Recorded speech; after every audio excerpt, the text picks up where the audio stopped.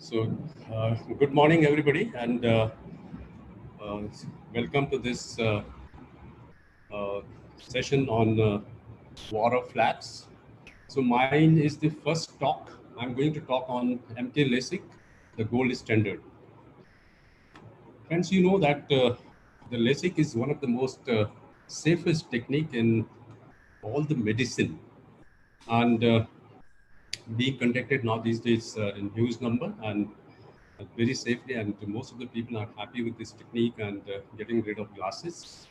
The only important factor in the LASIK is the formation of the flap. The making flap is the most important factor. So I'm going to speak on how to make the flap with the MK microkeratome. The goals of the flap formation is you need to have a very smooth bed. You need to have a consistent flap thickness. Your flap hinge should be away from the treatment area.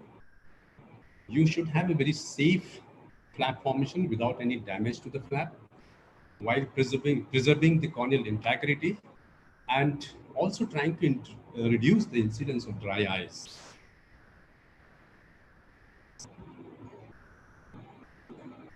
Microkeratome has been has a proven history because it has been around for the last now 30 to 40 years now. The basic theory was evolved by the George Baraker somewhere 30 years ago. And he first used this device for the ALK and MLK. And but in 90s, he modified the use of this device in a procedure that has come now known to be a very popular procedure, LASIK.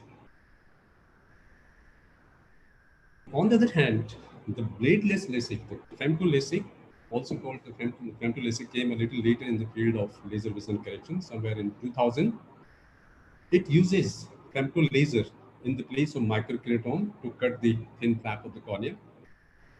This technique is computer calibrated technique, so that so you have a fixed depth and fixed flap thickness and the size of the flap. They all are computer driven, so you get a fixed flap thickness and fixed size of the flap.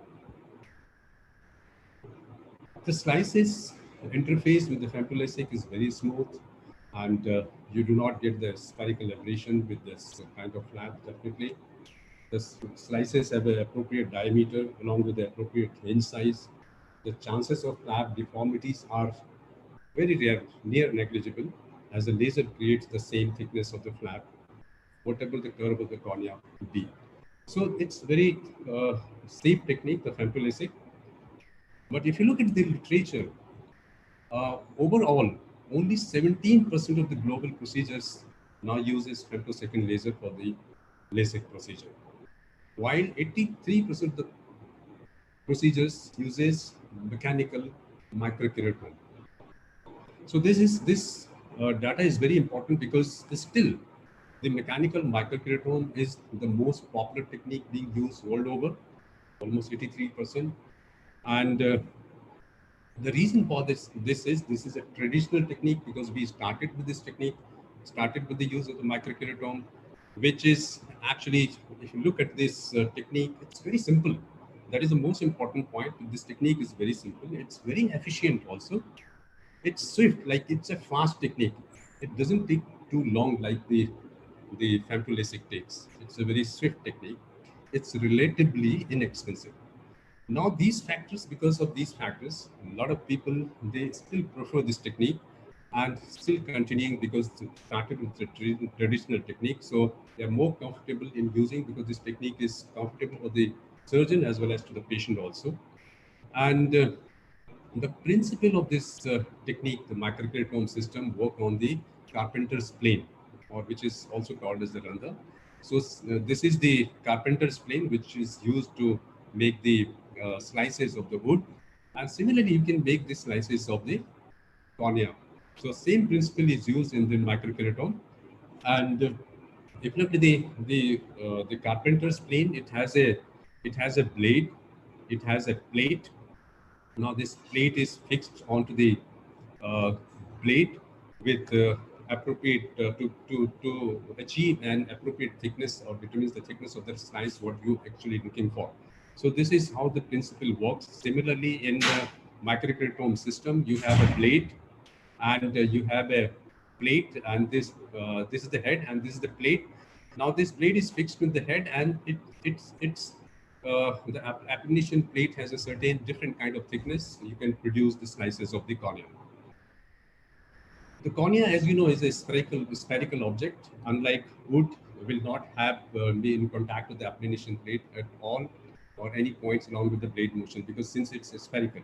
So you need to applanate the cornea. So for the applanation of the cornea, you have to use a high vacuum to applanate the cornea, and the vacuum is created with a suction plate, which is applied all around the cornea, and so that you flatten the cornea, and then you get a smooth surface of the cornea for making the slices.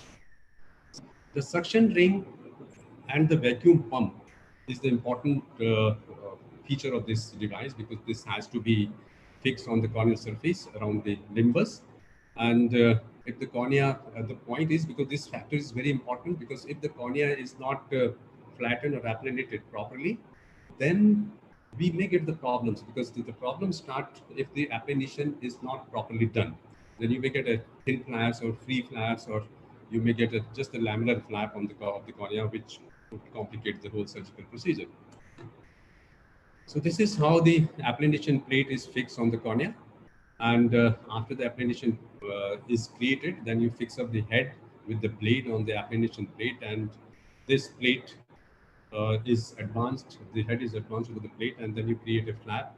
Once you create the flap, then flap is lifted, and the laser is done on the corneal surface, and then the flap is put back.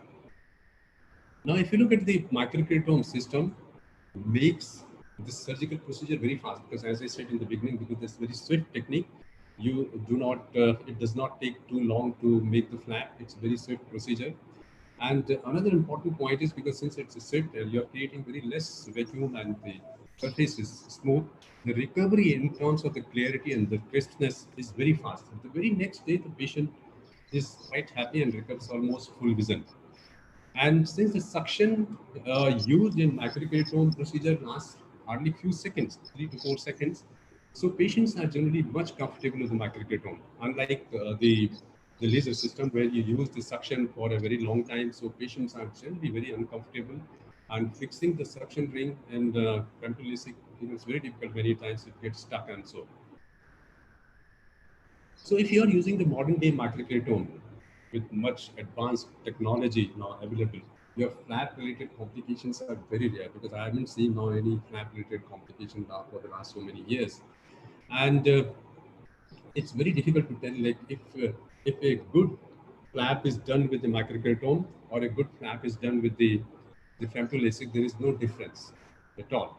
So the most important aspect in these both the devices is the surgeon. The surgeon factor is very important, because any tool, these tools are only as good as the surgeon who's using them. So surgeon factor is very important. So that's why, like, whenever you are convincing the patient for the LASIK procedure, you, rather than insisting on the microkeratome or stressing on the microkeratome or stressing on the femto LASIK, you should stress the surgeon factor, because the surgeon factor is very important. The experienced surgeon for the best outcomes in the LASIK procedure. That is what we normally do. Like, it's a surgeon factor which is most important. The devices are used by the surgeon, and you get a similar kind of flap, whatever you use, whether you use a microkeratome or you use the femto LASIK. Coming to the complications are the main difference between these two techniques. But we have seen the complication may occur with the femto laser also, because many times the femto laser, you have an incomplete flap, you may get into the flap bridges, and so many problems. Many times you get into the femto LASIK also. So flap-related complications like buttonholes and incomplete flaps, they are really very rare now, but they may occur with the femto laser also as well. So although microkeratomes creates a meniscus flap, that is the only difference, because the microkeratome will create a meniscus flap which is thinner at the center and little thicker at the periphery. But on clinical literature, there is no data showing that the planar flap is any better than the meniscus flap, because the the clinical outcome is same in both the situation. There can be on the other hand, there could be disadvantages to the laser flaps, such as the increased risk of additional edema, because this is basically because of additional use of laser on the corneal stroma may create edema in the stroma, and which may take many times it takes very long time for the patient to have a clear vision. Microkeratome has another advantage because microkeratome can create flap in eyes with the anterior stromal opacity or scars. That people having scars, because this device cuts the opacities in many cases without any difficulty and without any complication. On the other hand, Temple's basic laser cannot create a flap if you have a scar, or if the patient has already gone in a previous surgery like RK surgery, or if you want the repeat surgery, then the femtolastic surgery will not work. It's the microkeratome which works very well in these cases. Another important point is, as I said in the beginning, microkeratome procedure was hardly for a few seconds, so maximum rise of pressure is hardly 65. So patients who have glaucoma would be better off with the microkeratome because of the time of suction and degree of suction is less in these cases. So the essential components are suction ring, vacuum pump, applanation plate, motor means of oscillating the blade at high speed, gears and mechanism for the translation of the blade.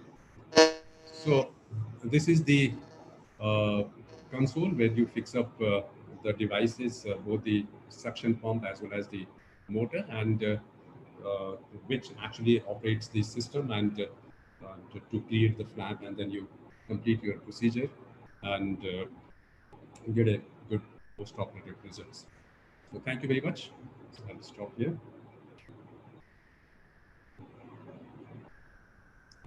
Thank you, Dr. Rajind, for giving us such an elaborate detail of this program.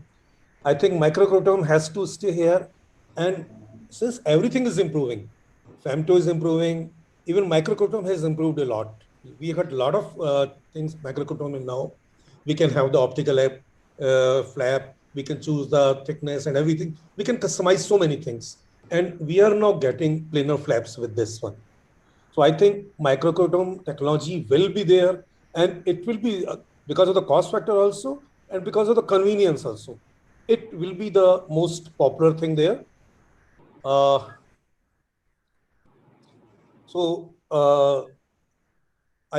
start my talk. I think I don't see other speakers. Dr. Adin, can you call in between the other speakers if they want to join? I think it's Sunday morning, and especially I think there was a lack of communication. I even couldn't get it. I'm going to share my talk. Meanwhile, you can talk to them. Yeah, that will be much easier. Yeah.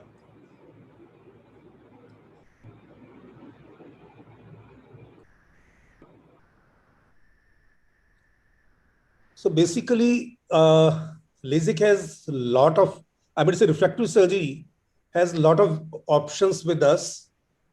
Is my slide visible? Yeah, it's visible. Okay. Visible, yes. So I'm going to speak on advanced surface ablation. It was long neglected, considered as a PRK, as a bad or old surgery, but it has in a new avatar, has come in a latest things. If we talk of the history, the PRK started in 1988 by McDonald. Then FDA approved, was granted in 1995. First LASIK was done Pelcaris and Burraton in 1990. Then FDA approval was given to 1999. Then FDA approval for femtoblock was given in 2001. And wavefront guided in 2002. And recently in 2016, we got the approval for SMILE and Contura Vision. So we got a lot of things on our armamentarium. Let us see evolution of the surgery. The corneal refractive surgery started with RK to PRK, then LASIK, followed by LASIK, interlace, epilasic, and SMILE. We come to the PRK. PRK was great advancement over incisional surgery at that time.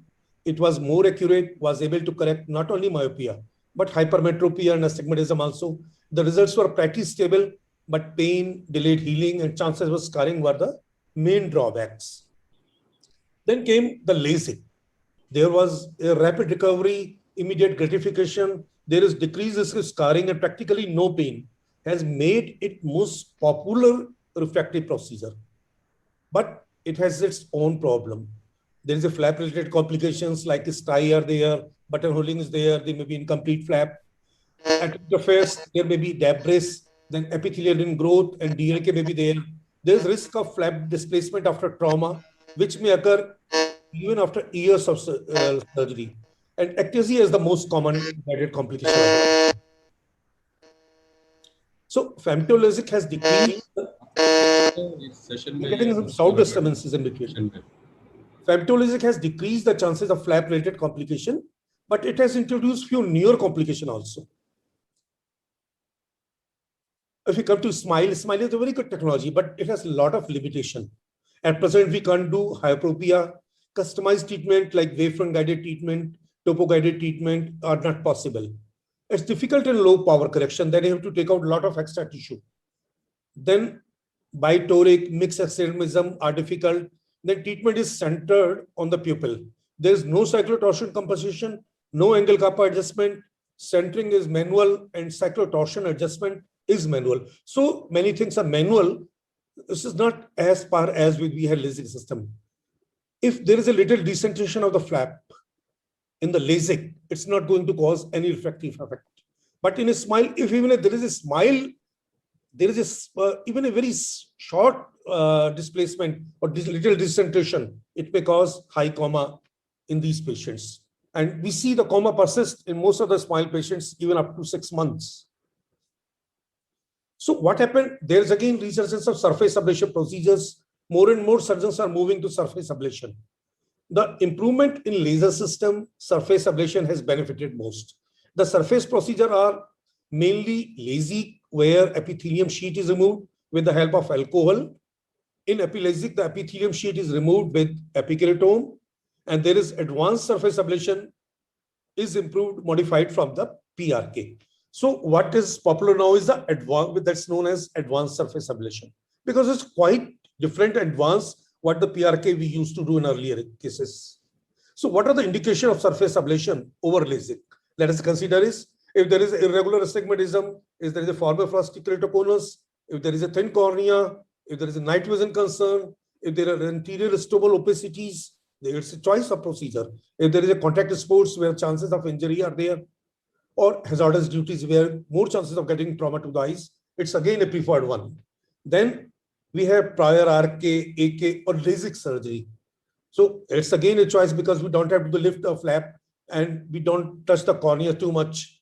Then there is a wavefront guided treatment we want to do, topo guided treatment we want to do. It's not possible unless I SMILE. And then LASIK, even if we take out the flap, it causes some aberration itself also. So it's again a treatment of choice in these cases. If the patient has earlier artery surgery, if there is a filtering bleb, if there is a deep set eye, where you find difficult to put your keratome suction in there, or you find it difficult to put your ring of femtolesic, then it's a treatment of choice. And last but not the least, we can combine it with C3R. So that gives a more regularization of the cornea than if we do the C3R alone.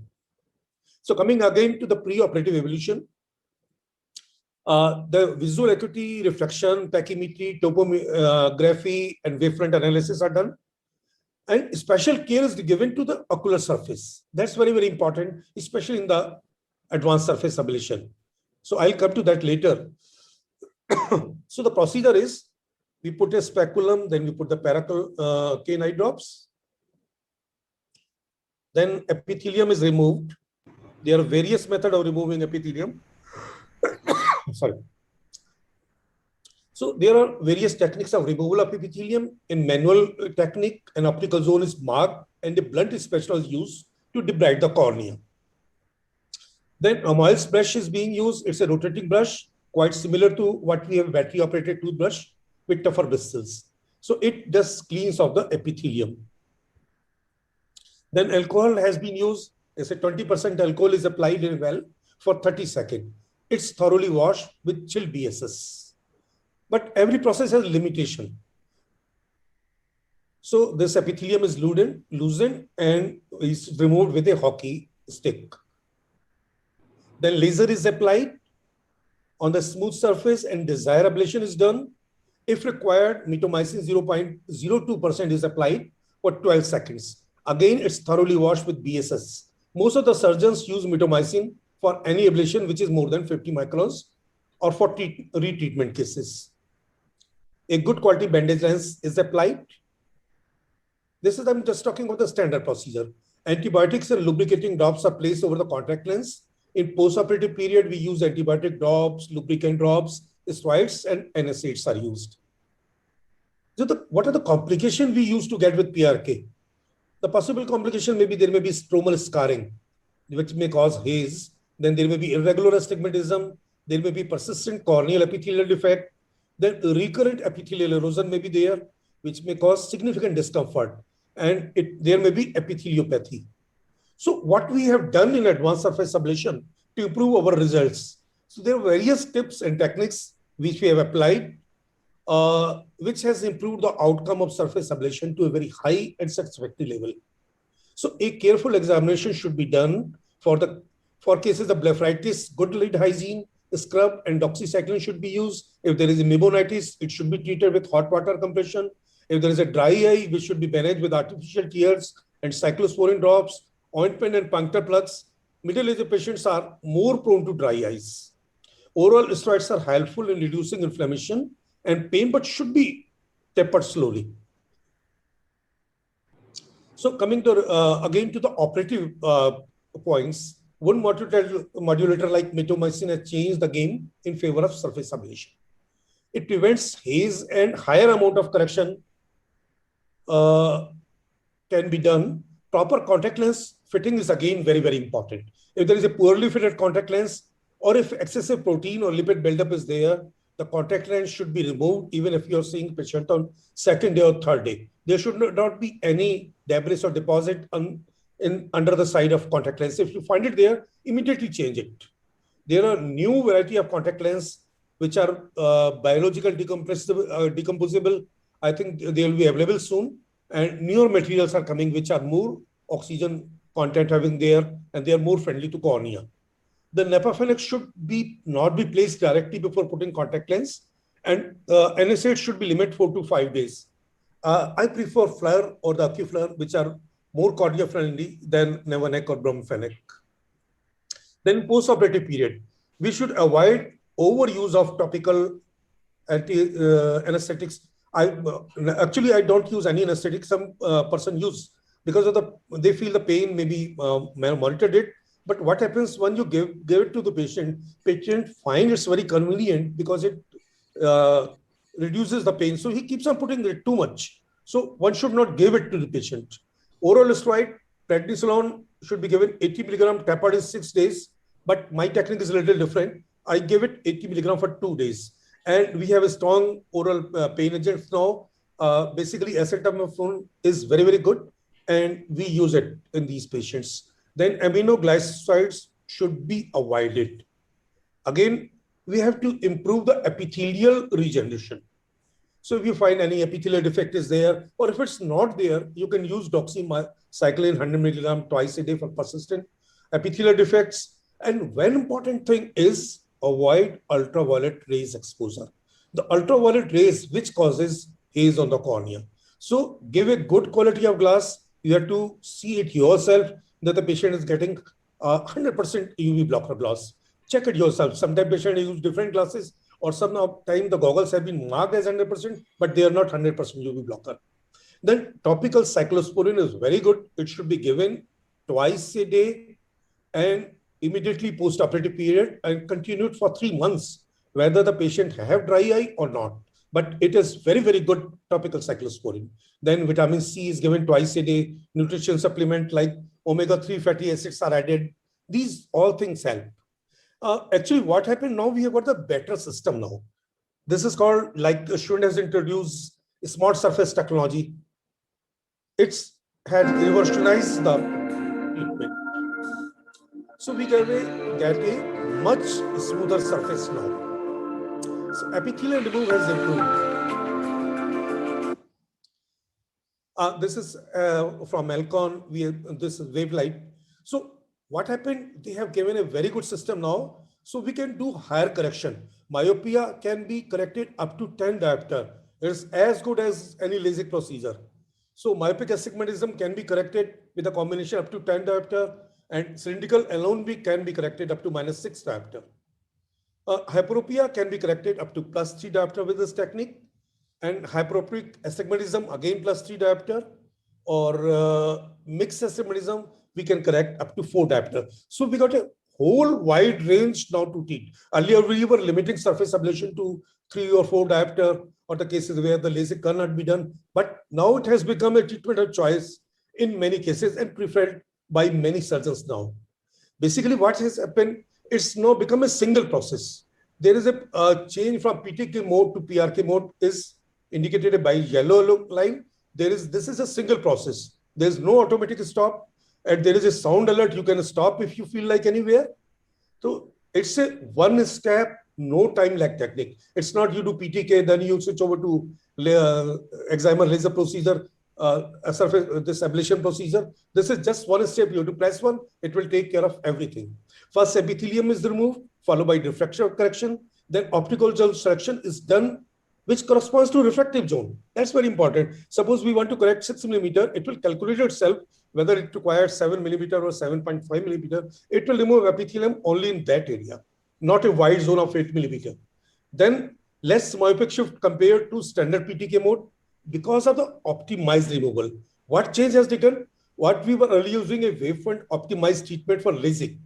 Now the same thing has been used for removal of epithelium. So where we get more energy on the peripheral areas. So this thing has revolutionized.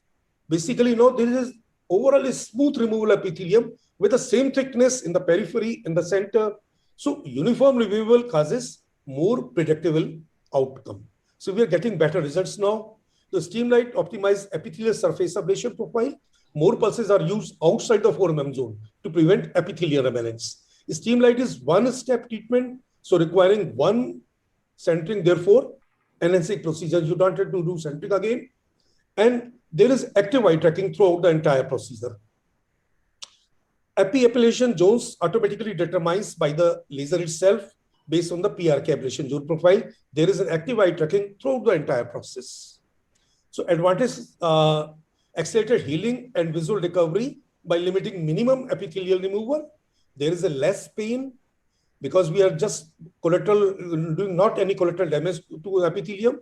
There is a reduced risk of haze because of accelerated healing, because of a smooth surface and better contour, because removing damaged cells and reducing thermal effect. The flip side is that it accentuates the importance of epithelial mapping. We have to measure if possible. It gives a better result. It's still not available with premium profiles. Suppose we want to do custom Q or Contura. It's not available with this system, and it has a price tag. We have to pay per price. If we talk of advanced surface ablation as such, so I'll just summarize the advantage. It's a gentle. There's no touch, no cut, no flap, no incision. It's very safe. More biomechanical preservation of cornea and making the cornea more stable. Stability is much higher. Then it's a stress-free. There is a faster treatment. It's simple step. There's no effect on the posterior segment. So you can safely do posterior segment pathology.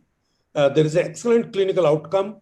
There are reduced chances of dry eye because we leave the nerves that produces tears intact and can be combined with CXL. It's economical to you. Easy to use, time-saving, low investment. You don't require femtosecond, or even you don't require a keratome also.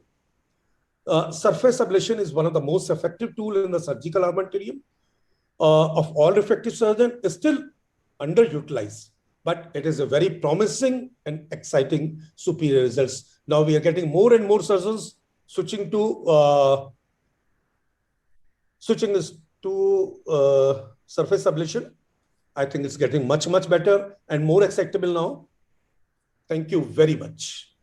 Thank you, Dr. Vinod, for the wonderful presentation on surface ablation. And this is the technique, I think, now which has a future. And many people are now looking for the surface ablation because of its safety and the clinical result. What we get with this is excellent. We also have started a lot of cases with the surface ablation, and this has a future. And as you said, with the surface ablation, you can go in with the inner cornea. You can uh, combine it with the CXL, because since you are opening the epithelium, you can combine with the CXL. So this technique is a really promising technique, and we are actually looking at this particular technique. Thank you, Dr. Vinod, for beautiful presentation. Yeah, I have taken liberty to take more time because Yeah. some of the speakers have joined so far. And Dr. Adin, do you think the surface ablation is gradually increasing? Actually, in my experience, I started doing a 3 to 4% of patients where the LASIK was not possible because the cornea was thin or there was some other things. So I did only on those cases. Suppose the cornea was less than 480 micron, and in some patient want have to no scar on the cornea because of medical fitness or something. But now it has become very popular. I am using it more and more of patients, and patient satisfaction is very, very high. Of course, the recovery is not as rapid as we see in LASIK, but if we explain to the patient well that it may take a little more time, but it is much safer in long term, and the beauty is the safety profile is very, very high compared to any procedure. If you compare smile, reports of ectasia are there. If you compare LASIK, we know the ectasia are there. So this is a thing which leaves the maximum amount of cornea. I think the biomechanical stability of the cornea is very, very high than compared to other procedures. Of course, we cannot do advanced surfactation on all cases, but I think the indications are rapidly increasing. At present, I'm doing around 30% of my patients. Now they are doing surface ablation. Only thing we have to tell the patient that there may be little more pain. The recovery may be little take more time. Of course, it's become now very rapid. Within 1 week, the patient is back to normal. And we have to use UV glasses for some time. I think it's going to be very, very useful. Yeah, definitely. Because I think Dr. Sonu has joined us. Dr. Sonu, sorry I couldn't inform you. In fact, I just came to know by Dr. Rajendra Prasad that this session is going on. So somehow there was It's absolutely fine, sir. It's absolutely fine. And I was taking breakfast. Suddenly I got a call that boss, you got a session. And somehow I was looking in the book. I couldn't find my session there. Okay, so Dr. Ajin, can you start with Dr. Sonu now? He's there. Yeah, Dr. Sonu is there. Dr. Sonu, welcome. Welcome, Dr. Sonu, and it's really wonderful to be here. I'll just take 10 more seconds. I'll just switch on my Wi-Fi. I think there is some problem with the net. Give me 10 seconds. You can continue with your discussion. Definitely. So we have a lot of things on surgical armamentarium. We can do advanced surface ablation. We can do microkeratome. Microkeratome has, Dr. Rajendra Prasad told you that it has improved a lot. So the new generation microkeratomes are much superior. You are getting a hinge which is on nasal side instead of the superior one. Then we have got optical flap capability now, which was earlier available with femtolasic only. Then the flap has now become planar. So almost all the advantages of femto we are going to get in this microkeratome system now. And these things are getting better and better. The advantage of microkeratome, I think, it's make the thing much convenient, much easier, much economical to all the persons. The drawback, I just think, is one. The femto has one advantage. If you make any mistakes, suppose there's a suction loss during your procedure, suppose there's anything goes wrong, so you can just abandon the process. Of course, there's a chance. You can easily redo it. There are a lot of options there. And if anything somehow goes wrong, you can leave it there. Everything is intact. Epithelium is intact and everything is there. So it can take care of our mistakes or some, suppose there is some instrument breakdown or something is there. So that can be taken. So safety profile is of course a little better in femtolasic, but the result wise, both are good. Both are giving very fantastic results. What's your opinion, Dr. Adin? As I said, actually, because it's any device which is driven by the expert surgeon, that is more important. Because if you, even the femtosecond, we have seen a lot of complications and with an inexperienced surgeon. So you have to be like, the surgeon has to be competent in using these devices. And I have been using microkeratome for the last now so many years, and I haven't seen even a single free flap, and haven't seen any lamellar flap, free lamellar flap. So it's important, like, because if you take a proper care, well done microkeratome flap is as good as any femtolisic flap. So you have to be like a little careful in selecting your suction ring. You have to be very careful in selecting your depth of the corneal, the slice thickness, and you need to look at the intraocular pressure after applying the suction ring. Like, you should not have a low suction. That is very important, because suction has to be perfect. The cornea should be flat. Then you don't get problem actually, because these are the points, and you need to look at the gears, like nothing is coming in between the gears when the head is passing over the suction ring, the lid tissue or the eyelashes. So all these care, if you take proper care, then I think the microkeratome flaps are as good as any other flap. Yeah, the complication with the microkeratome has now drastically gone down.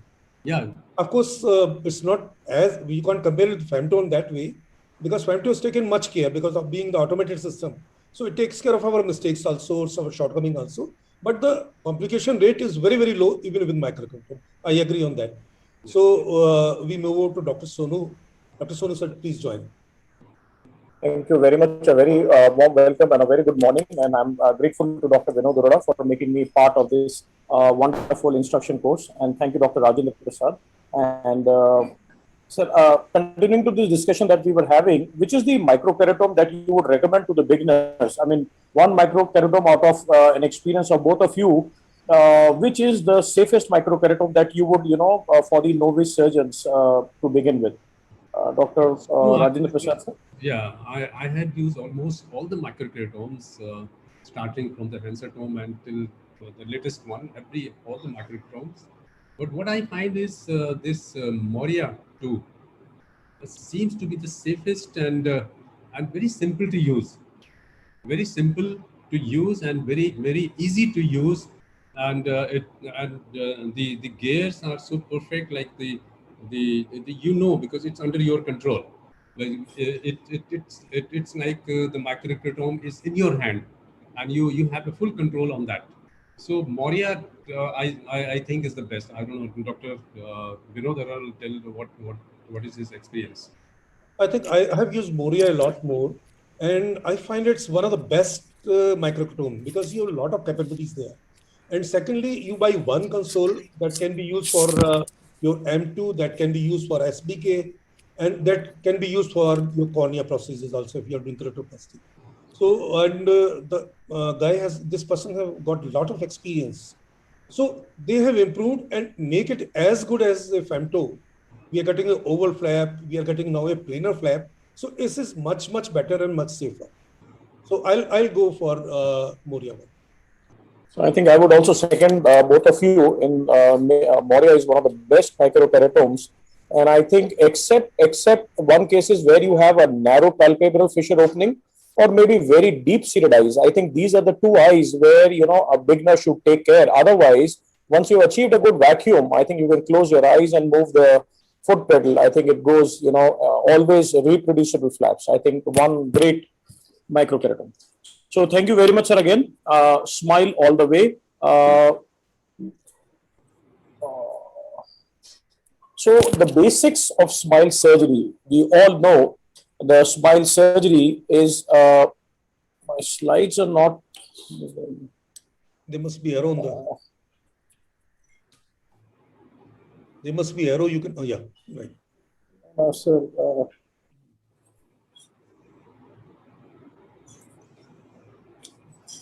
So we all know that the smile surgery basically involves a creation of a very small opening to the tune between 2 to 4 millimeters, and then extracting a lenticule. Can the AV guy help? I'm not able to move my slides. Only you have to use the arrow down. You have to use the arrow. Yeah, it's not moving. So it's not moving. Then it doesn't work actually with the computer. It will work with cursor only. Yes. Pointer. Cursor is not working. Yeah. So basically creation of a small opening of 2 to 4 millimeters, and then lenticule extraction, vis-a-vis in LASIK surgery, where It moves and then it suddenly stops moving. Can anybody help on this? Sir, up Are you arrow. guys there? Hello, hello. Yes, sir. The slides are not moving. Sir, up arrow play option. Yeah, I have. This is the play option. Yes, the option. Yes. Yes, sir. Yes. Moving the slide. Doesn't move now. It's not moving. So I think I'll not share complete screen. Am I visible now? Yes, sir. Yes. So are the slides visible? Yes, yes. You can go with the side, I That's think. okay. So the basic key steps in SMILE surgery involve creation of a lenticule. So if you see here, this green is the first cut which happens on the base of the lenticule. Then you have a lenticule side cut, and then you have what is called as the cap cut, and then there is a cap side cut. So these are the basic 4 steps which usually take less than 15 seconds.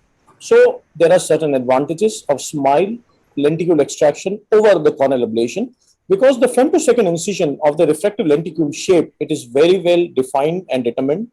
The lenticular cut is not affected by the ambient room conditions. So gone are those days where you really need to worry for the humidity, the temperature, the fluence test. So I think these were the 3 key features which are always affecting our ablation dependency or the results of the LASIK surgery. So you get a fully corrected optical zone from the center to the periphery because you're carving a lenticule. There is no need for radial energy corrections and the transition zones. So no controlled airflow and the plume removal, which was very necessary when you're doing on a excimer platform. So and no laser calibration or fluence test with impact on treatment results is required. So it's always a uniform treatment, and there is no effect of these conditions whatsoever. So this could be made out on the various platforms of femtosecond laser, which were performing lenticule extraction by having a very high numerical aperture, a very small spot diameter, of a highly accurate depth, and single small pulse energies, what you see on the right side vis-a-vis the routine femtosecond platforms available in the world market. So the system that I have been using, no financial interest, the Visumax femto laser system typically has an energy of less than 300 nanojoules or less than 0.3 microjoules. So it basically has low spot energy, a high pulse rate, and a precise focusing, a spot spacing of 3 to 6 microns, which ultimately boil down to creating a lenticule which has the best of the separations, and you really need not wriggle, and a very smooth flat lenticule can be carved out without much manipulation. So let us take quickly how this translates. So the patient has been taken, docking has been done, vacuum applied, and this is what you see. The lenticule cut is being done. This is a green blinking light, which is the fixation light, and this is the side cut. And now we are moving through a cap cut. So this is how the cap cut advances, and this is the cap side cut as the 4th and the last step. So basically, we need to identify the 2 planes, one above the lenticule and one beneath, go in and do a very gentle separation. Just mark how smooth the separation is. There is no manipulation. Now I go underneath the lenticule, go left, and I leave a small pillar here on the left side, maybe 2 clock hours, and then do a complete separation on the right side. Just notice there is hardly any manipulation. And this is what my good friend Dr. Gaurav has taught, hydro expression. So this works very well. There are certain advantages with the SMILE procedures. No flap complications. So gone are those days where we used to have those microstriae, the flap dislocation, epithelial ingrowth. So believe me, you can always have good sleep once you perform a huge volume of SMILE surgery, because the patient next day will not come with rubbing eyes and microstriae and dislocation, which used to bother us at large. So no flap related complications with this wonderful technology.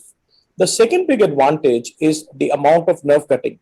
360-degree, the anterior nerve plexuses are preserved, and this basically translates into 2 things. You have less incidence of dry eye. So the patient recovery rate is much faster on a smile patient as compared to a flap-based procedures. The third big advantage is the integrity of the anterior stromal layers. So I believe PRK is the strongest when you talk about the biomechanics, but close to PRK would be placed smile where the anterior layers are preserved, and it gives a much better biomechanical stability as compared to a flap-based procedures. It's believed, and various studies have shown, Reinstein and et al., where the anterior stromal layers are the thickest and they give the required biomechanical stability and less chances of ectasia when you're on a smile platform.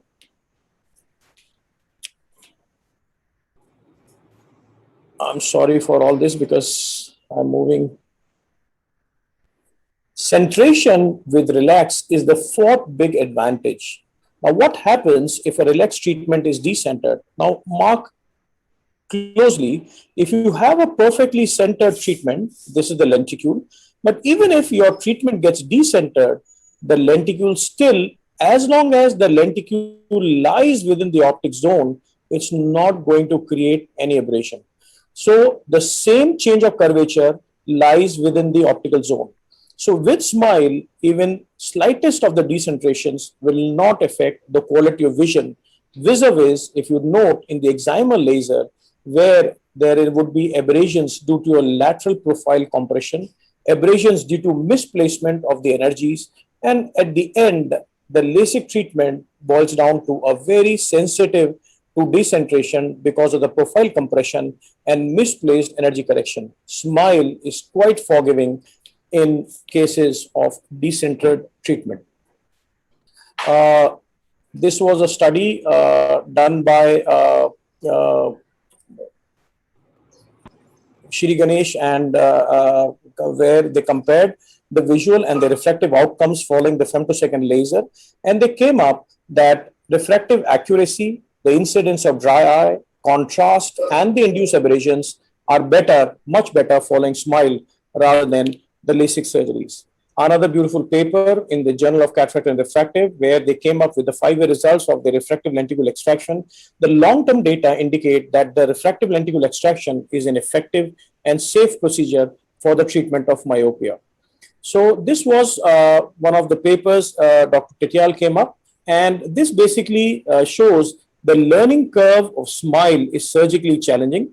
And the most important step, or the step where most of the complications occur, is the lenticle dissection and extraction. So this is believed to be the most difficult step and leads to multitude of complications. So I think this is the area which needs to be understood, as most of the complications of smile surgery occur during lenticle dissection and extraction. Somehow it works and then stops working. So this is a list of the intraoperative complications which can happen in smile, and suction loss is one of the major complications. During those 15 seconds, you really need a very cooperative patient, because if you lose suction after 15% of the lenticule cut until the lenticule side cut, you'll have to abort the procedure and shift to flap-based surgeries.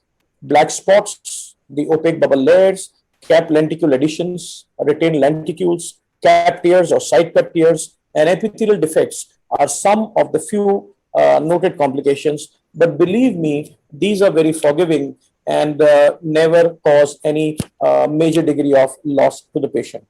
Yes, suction loss, as I was talking, it's quite forgiving, but just note the second block, where if you have a suction loss during lenticle cut, which is more than 10%, until the time of lenticle side cut, it is only in this step where you need to convert to femtosecond laser and abort the lenticle extraction. Rest, all is very forgiving. You can redock the patient, restart the treatment from the place where the treatment stops, and then continue with the same procedure.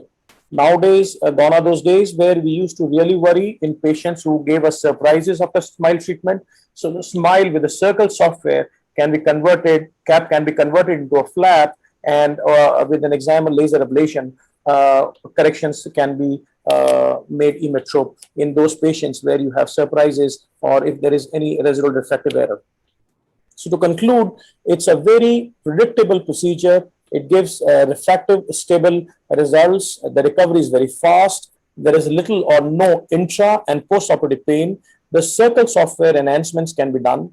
What we demand and we believe that in future the industry would be giving us is treatment for pure cylinders, hyperopia. There was a talk by Dr. Walter day before yesterday in the refractive symposium where they came up with the hyperopic results, which are very gratifying. And shortly, we believe that we'll have Smile on hyperopic platform also. The only concern was the donut appearance or the central thinning, which is quite tricky when you when you do a lenticle extraction in hyperopic patients. And shortly, we might have an OCT guided lenticle extraction system, and yes, cyclotorsion registration. So thank you very much. And again, I'd like to thank Dr. Vinod Arora for making me part of this wonderful course. Excellent presentation, Dr. Sonu. I think the Smile has taken care of complications of flap-related complications and dry eye. These are the most two important things which makes it superior to other processes where we make the flap. I think there's some till limit. I think one of the techniques you showed is hydro dissection of the lenticle. That's very, very good. It takes care of the debris also. And it's a wonderful modification, I must say. So since how long you're doing this hydro dissection of this lenticle? I think for my very initial cases, we started with only hydro dissection. Yeah. And I believe that this technique gives you minimal manipulations. And there is, as you rightly said, though there is no debris, but yes, it takes care of any kind of inflammation within. So the next day, the patient, it doesn't look like even if you have touched the eye.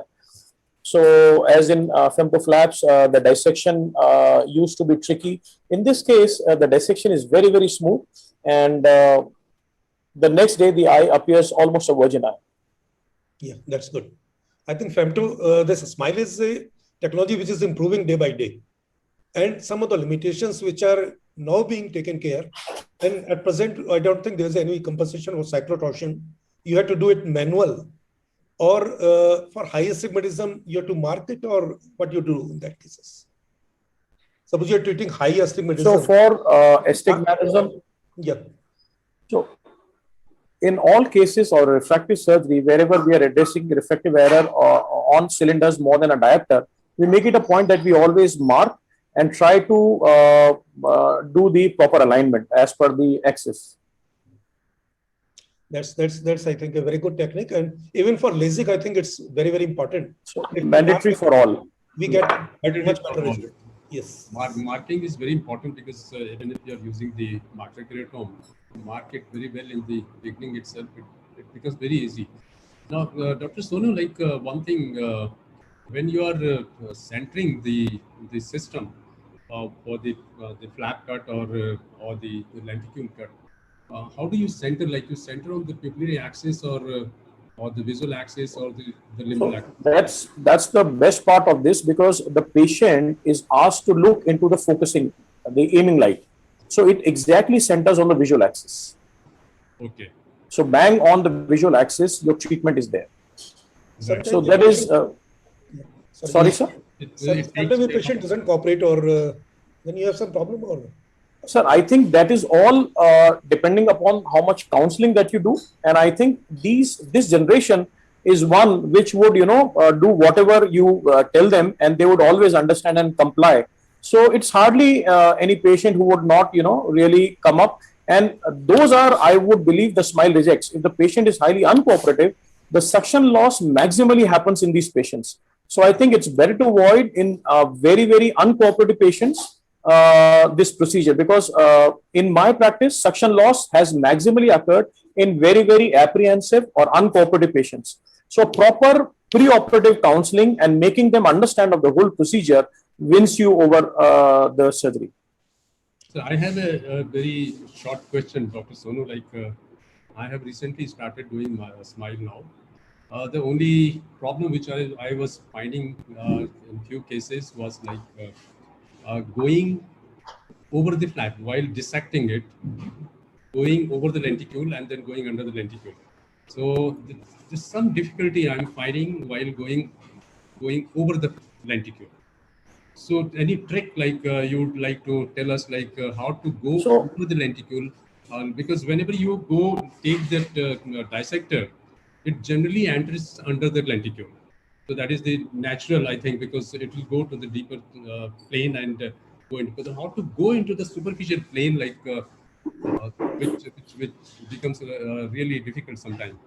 So I think if you search the literature, there are 6-7 different signs that everybody has explored and different tricks that everybody has given. But in my practice, I would, for initial cases, I would suggest that the minimal thickness, instead of keeping for 10, if you keep 30 microns, so a slightly peripheral thick rim would help you to identify the peripheral rim much easier.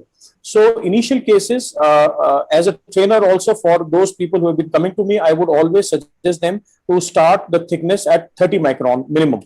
The second is the moment you insert the dissector. So you can always, if this is the dissector, you can have, if you see closely on the microscope, you can see the lenticule overriding it. Now, if you see the lenticule overriding, that means you are underneath. But you have to go above this. Right. So that is one basic trick that I have noted is the best to identify what plane are you. So if the dissector goes straight and there is nothing over it, that means you are under the cap. If you go in a plane where you find a tissue on it, on top of it, that means you are under the lenticule. So different signs, but I think this works best for me. And before going or before entering inside, one should always define the two planes. Because if you have gone in and done dissection in one plane, it sometimes becomes very difficult to identify the second plane. So before entering and dissecting, one should be very clear and identify the two different planes. Right. So this seems to be a good trick, I think. I will just try to. And Dr. Sono, I'll share you a video of this. All right. Okay. there's one small question. How do you manage Yes, sir. kappa if it's there? Do you do manual adjustment or? Sir, actually on a Smile platform, you can't really adjust the angles. But yes, we routinely do all our refractive workup on I3C, and anything more than 0.3 or 0.4 would be a reject for us. And I think Dr. Suryanesh is working on hyperopia. So what's your opinion in the coming time? It will be available very soon or? Sir, hyperopia, a lot of work is being done. The only problem with hyperopia is it's similar to our LASIK profile. You know, the lenticule has to be thicker at the periphery and very thin at the center. Now, the moment you have a very thin center, it becomes very difficult. So you end up creating a buttonhole in the center. So when you're dissecting the lenticule, the center becomes so thin that you end up creating a donut. So that has been one big problem. And if you address this problem, you tend to create a thicker lenticule. So the lenticule thickness tends to become much thicker and you end up eating away a lot of tissue. And the extraction of this thick lenticule, which is thicker at the periphery, becomes a little difficult. So these were the initial problems that the lenticule extraction with hyperopic patients or the hyperopic profile was being faced. But yes, definitely the technology will work and we'll shortly have this on a hyperopic platform. Dr. Vinod, Dr. Sono also, like now Dr. Vinod has given a talk on surface ablation, which seems to be very promising now in coming days. How do you, Dr. Sono, how do you correlate these two techniques, the SMILE and the surface ablation now? So I think for me, PRK is another very good technique where the biomechanical stability has almost been compared equivalent to SMILE. So world over now, if you talk about biomechanical stability, it's something like PRK and SMILE, and then the next would be LASIK, a little lower than PRK SMILE platform. PRK, the only concern is addressing more than -6 because people say they don't have haze, but in my practice over 20 years, we have seen patients where corneas really perform abnormally. Their reaction cannot be, really judged even after, despite using the proper concentration of mitomycin. Still, haze has been a problem, whoever, whatever says, but I believe I would not go on a PRK platform more than -6 diopters. Second, in my practice, PRK patient never gets you another patient because the patient would crib for 3 days, whatever you might counsel, but he wouldn't get a single patient out of his family. So for me, PRK would be those patients who are either on a very low diopters, patients who are for fitness, patients who are for armed services, and patients who are borderline corneas, where really I would have a borderline topography, a borderline pachymetry, and a dioptric power where I can really go in with the PRK procedure. So as on today, for me, SMILE would be the number one procedure. And those patients where really we can't address SMILE, so maybe a PRK or a lens-based surgery or an ICL would be the second choice. I think in my experience, now we are using Streamlight from Alcon. It's giving a wonderful result, what we used to get earlier. So I've operated even 8 or 9 diopters, and there's no haze practically in these cases now. And they've given the limit to 10 diopters by taking Dr. Praveen, and they are doing up to 12 diopters also and not getting any haze. And since the epithelial management is much better now, so the chances of pain are very, very less, even though the maximum pain persists even up to 20 hours, not more than that. Even after 24 hours, patients are painless, and epithelium recovery has now become very rapid now. Even on the third day, we say the epithelium is totally recovered. I remove my bandages on the fourth day, but even on third day, if we see the patient, epithelium is totally recovered. So epithelium healing has become much better now. And the profile of epithelium removal has much, much superior now. So I think we are getting much better results what we used to get earlier times. So I think it's getting much, much better. And I have got now confidence to do up to 10 diopter very easily. So where the cornea doesn't permit, I do an even 10 diopter. So it's not a problem for those cases where the ICL is not a choice in patient because of some reason, or we can't do LASIK in these patients. So I'm doing a surface ablation up to 10 diopter. And we've done, I think, around 8 or 9 cases, which are more than 8 diopter now. So they're very, very good. Initially I restricted to 8 diopters, but I'm doing it now, and they are very happy. And we are getting a referral from those patients also. So I think the things are improving in every field. Microtones are getting better. Femto is getting better. SMILE is improving. Advanced surface ablation, nothing is going to obviate. Everything is coming back, and they're coming a new avatar, and it's with better machines, with better technology. We are getting things much, much improved and much safer now. So everything is improving. So I think in surgical armamentarium of a refractive surgeon, everything will be there. It will work. And one shoe fit all may not be there also. So we have to choose according to the patient, what is the best for him. It's not the one technology. The SMILE is the best, surface ablation is the best, or femto is best, or microcatome is best. Everything has its own limitation and own indication. So in surgical armamentarium of all refractive surgeons, I think all technologies will be there, and it will be in future also. True, and economy is also very important because many of the patients they choose because with their economical status, like they choose the technique because we tell them everything, like this is available, they choose according to the economy. So economy factor is also very, very important in refractive surgery, and that should be also taken care of, I think. I think counseling is probably the most important thing. Whatever the procedure you're doing it, patient should know what he expects. So it should not be over expectation from the patient. Yeah. Even if I do surface ablation, I know patient going to have a pain. I explain them that there will be pain. It will be little more than all the procedures. There will be little slow healing, but it is one of the safest procedure. When I tell the patient, they agrees. They think I'll do it for army persons which are going to lead a rough life. They are very happy with this. So they agree on it. And one thing is very, very important for surface ablation as far as concerned. The haze can occur even after 8 or 9 months. Suppose patient go to beach, patient go to high mountains, they may develop haze. So we tell them if you're going to these places, especially for the first year, they have to use UV glasses. So, and UV glasses has to be checked by ourselves. Initially, what happened, I asked the patient to buy from the market. They bought a UV glasses, which were not 100% UV blocker. So we have to make sure, now I just a counter outside my clinic, I asked them to keep particular glasses. These are 100% UV blocker glasses. Thank you, Dr. Vinod and Dr. Sonu. Dr. Vinod, I think now we can close this session. Yes, we are reaching to end. Thank you very much, sir. Thank you very much for the opportunity. I think it was a wonderful presentation. Thank you, Dr. Sonu. Thank I'm you. sorry I couldn't inform you earlier. Sorry, sir, I was please. not The informed. pleasure. Sir, pleasure is always mine, sir. I am really sorry to chip in late, sir. Dr. Rajan just called me at 9:35. That where are you? It's your session and you're not here. I was not I aware. know, I know, I know. मैंने Yes, doctor sorry. Vinod phone God किया, bless मैंने chairman sir कहाँ हो आप?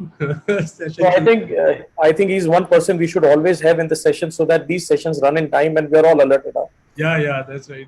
But this Okay. time Dr. Vinod has missed it. So I I'm was so casual, so I couldn't even put the shirt on. otherwise normally Anyway, we'll get at least 10 reminders from Dr. Vinod. This time, this day, this time. in Then fact, I all was the surprised in when all the you- other sessions, I make a WhatsApp group of the our faculty, and then we keep on talking on those groups. But somehow I couldn't miss it. Only 6 to 7 days back, Dr. Vinod, I sent you a WhatsApp message. Okay, what Okay, time yes. is your this thing? And you have missed that WhatsApp Even I message. searched, what I do, I search my name there in the program, and I got 7 or 8 places. I noted down all, but it was not there in any program showing this. You know, but So that's how I missed it. I think I think so we need to end the program and maybe give time for the. Thank you very much, sir. Thank you, Thank you, everyone. thank you very much. Sonu, thank you, Dr. Adil. Thank you, doctors, for ending the session on time. Thank you very